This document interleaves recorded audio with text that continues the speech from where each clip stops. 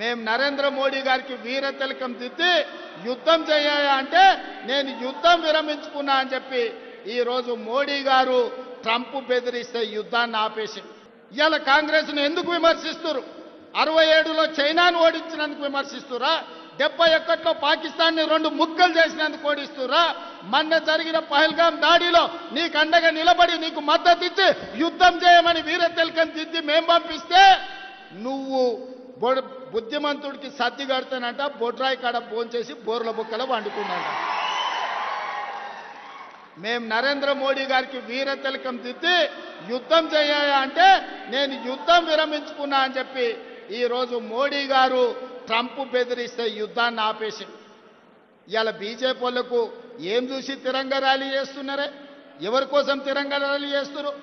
యుద్ధంలో చచ్చిపోయిన సైనికుల గురించి ఒక్కసారి ఆలోచన చేసిండ్రా?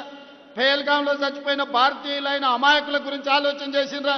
యుద్ధం సందర్భంగా పాకిస్తాన్ పేల్చిన లాంచర్లతో కశ్మీర్లో చనిపోయిన సైనిక పౌరుల గురించి ఆలోచన చేసిండ్రా?